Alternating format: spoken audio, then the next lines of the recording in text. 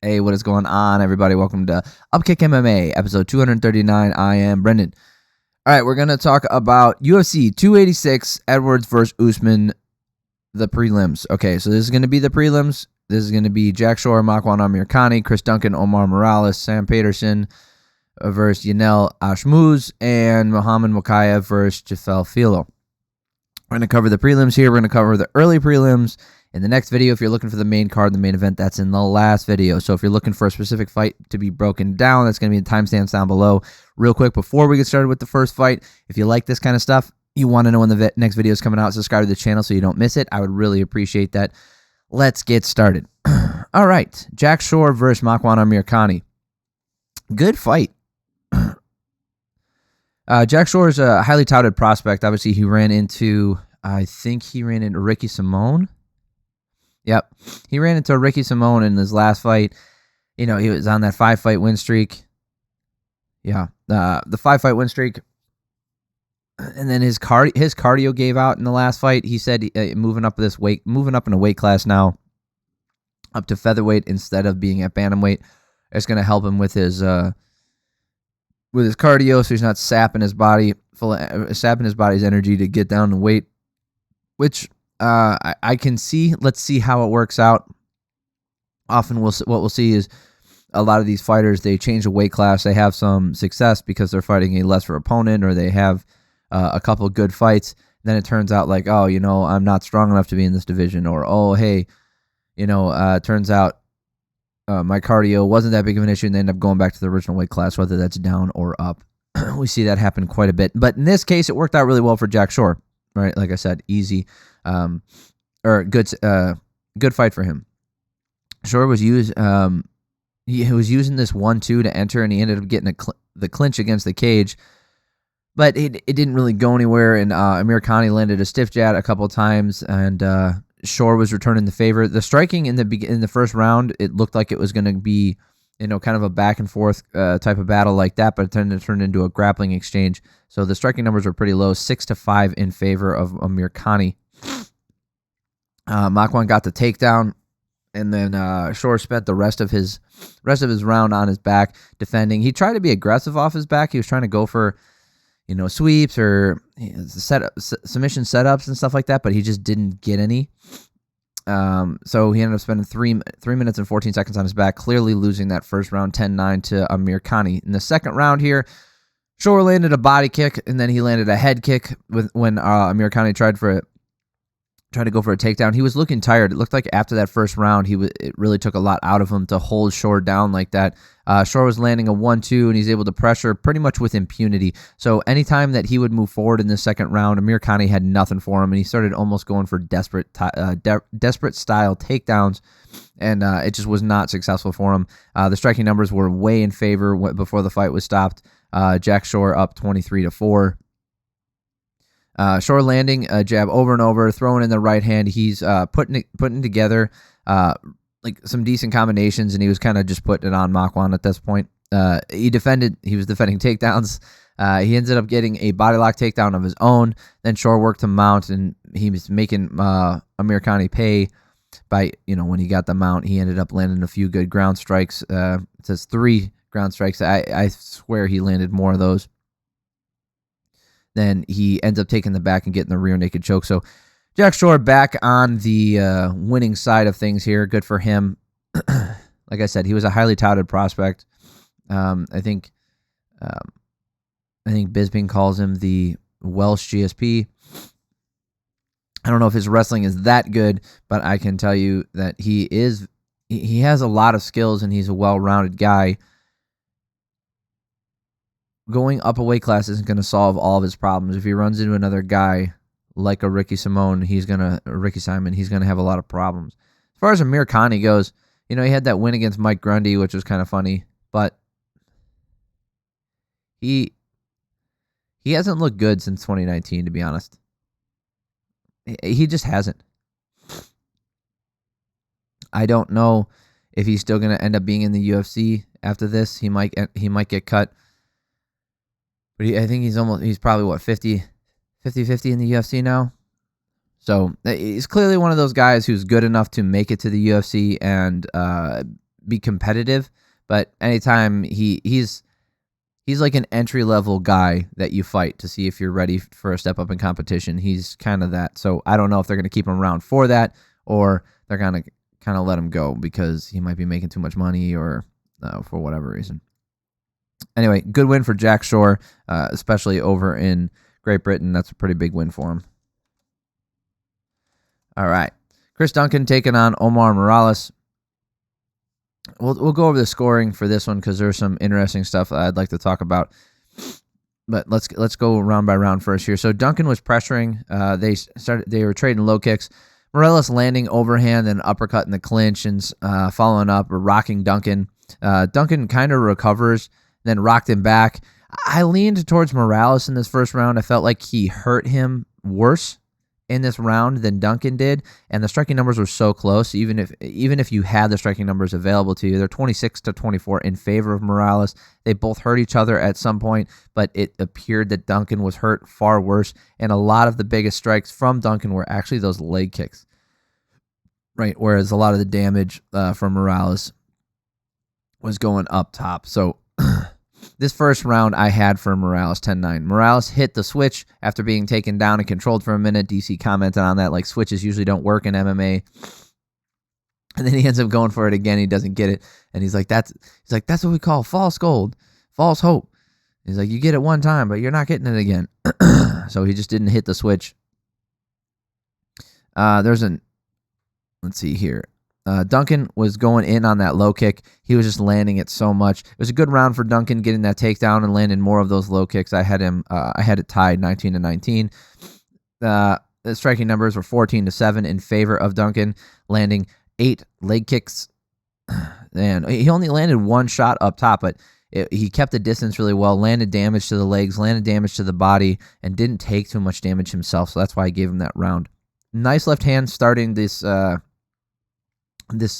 third round. Nice left hand landing for Duncan as Morales was preoccupied with the leg and the takedown defense. Morales landed a low kick that took Duncan off his feet, which was interesting. Duncan with the takedown, keeping him against the fence, riding the hips. Morales was pointing up at Duncan, shaking his head. This is instantly when I lose. I lose a lot of, not respect, but I lose a lot of enthusiasm for a fighter when I see him going like this, like, this guy, as he's being controlled.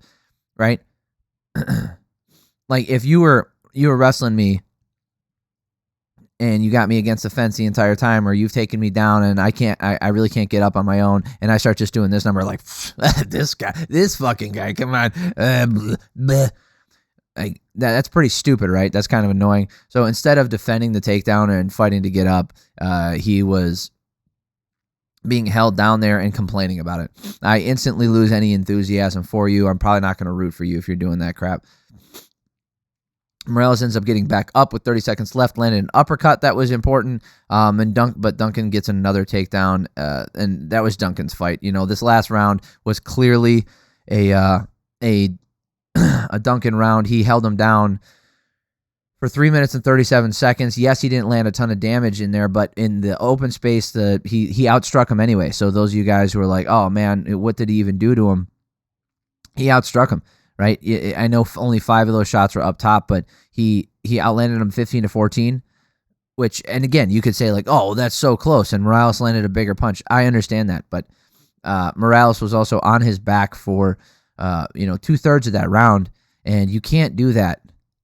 Unless you've done something crazy, you can't spend that much time in a disadvantageous position, because Chris Duncan is closer to here's why I will justify it sometimes, because Duncan was always moving forward. He was always looking for a better position. He was staying active. It did not get separated. He was landing little punches. He is the one searching for the finish, and all things being considered, who was closer to finishing that fight in the third round, Duncan or Morales? Duncan was, right? Morales turns the wrong way. Duncan lands a good shot on the ground and he unloads. Honestly, if he just like sprinted and unloaded, he could have gotten a TKO finish. My point is, you want to say, oh, well, he damaged him more on the feet. Sure. But I agree with you there. Who was closer to finishing the fight? So damage does count for more, but damage also has to be included with who's closer to finishing the fight, because submissions and slams are not traditional damage, right? But they can be closer to finishing a fight than a jab is, right? So you can see adding up on the striking numbers. Oh, look, he's landed 47 distance strikes. Yeah, well, they were all jabs. And his jabs weren't, like, this person might not have had a stiff jab trying to finish the fight. So I gave this last round to Duncan. There was an interesting scorecard here. I do want to talk about that one. Paul Sutherland, this guy was all over the place. How did he score the final fight? He wasn't on the final one. Oh. He was in the Gagey one. He was the one who gave Fiziev the first 2 rounds. And then gave Gagey the 10-8. This guy was bad. Right? This guy was bad yesterday. This is what gave us the tie in that fight.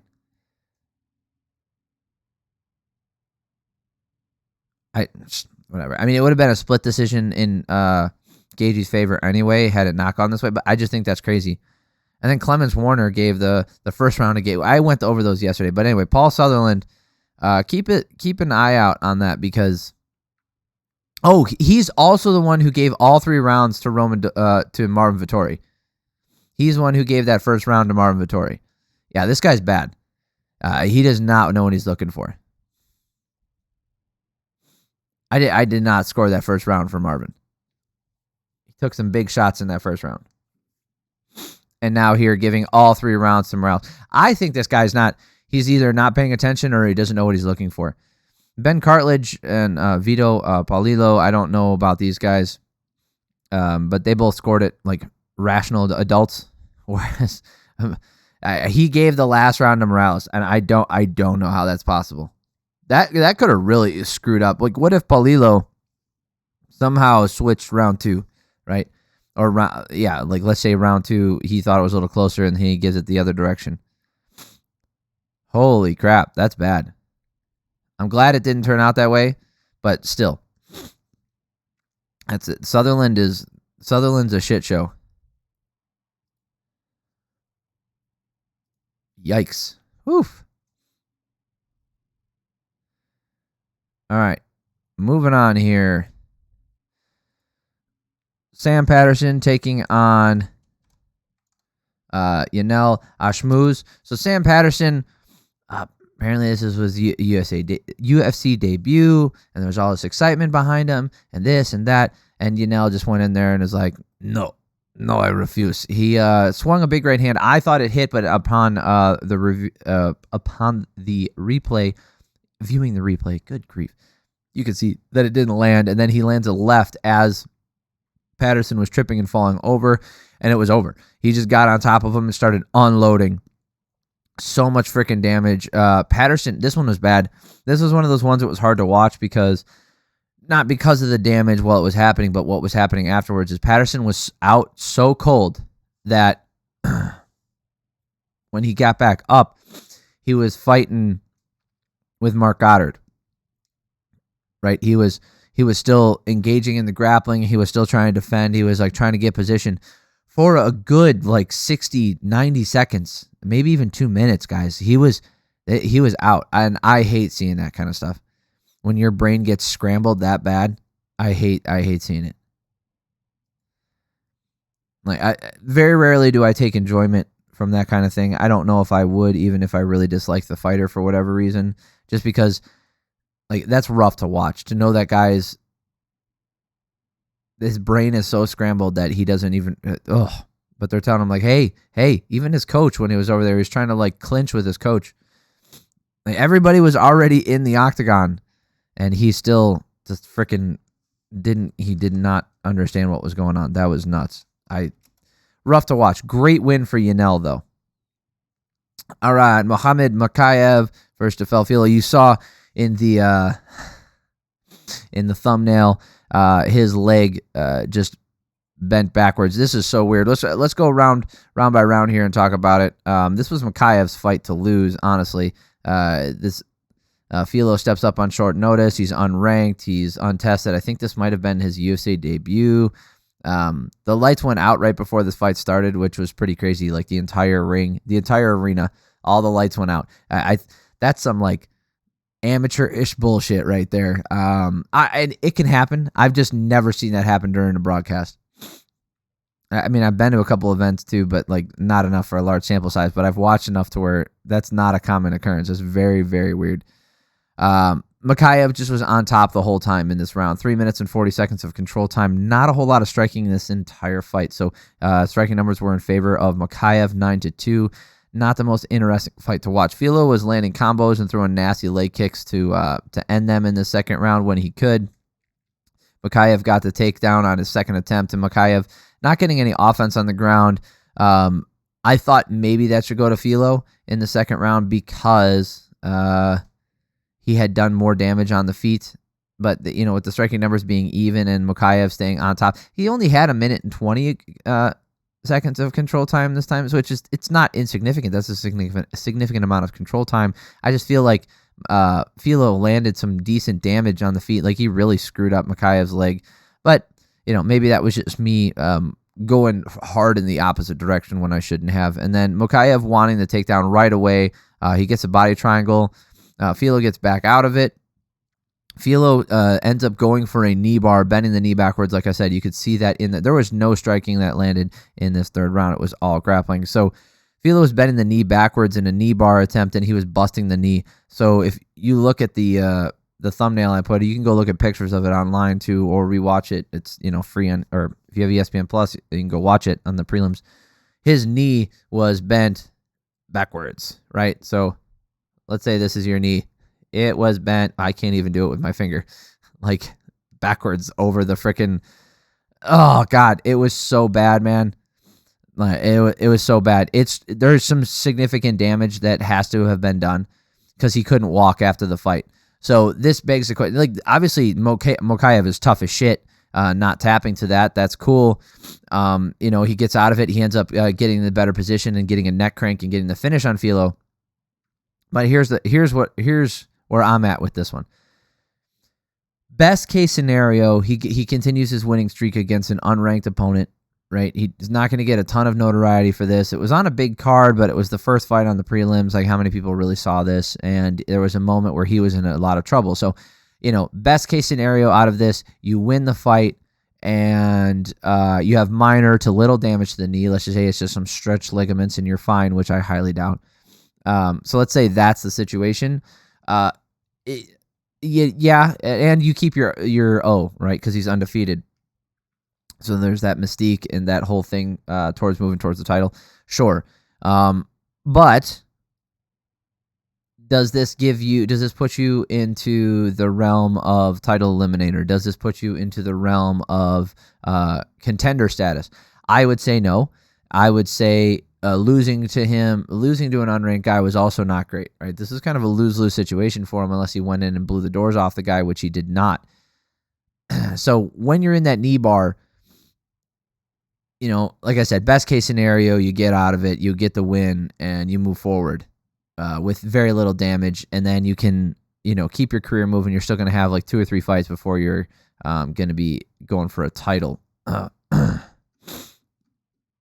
Especially in the flyweight division. So then you look at it from, let's say, worst case scenario or things along that spectrum. So even if you get the win, right? Let's say you get the win and now your knee's kind of banged up and you have an extended recovery time. That's still decent. What happens when that recovery time is like a year or a year and a half because you have to have, what if you need surgery? Are you still going to keep your ranking? So you fought to win so you can keep your ranking. Now you're going to get surgery and come back.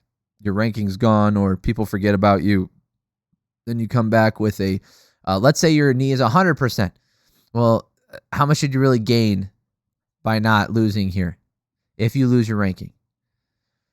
And then what's the other side of it? Like the worst case scenario outside of losing, you mess up your knee for a significant period of time. You are never the same when you come back, all to beat a guy, just to keep your undefeated record, to beat a guy that isn't going to put you into a contender. Like this was not a number 1 contender fight. So,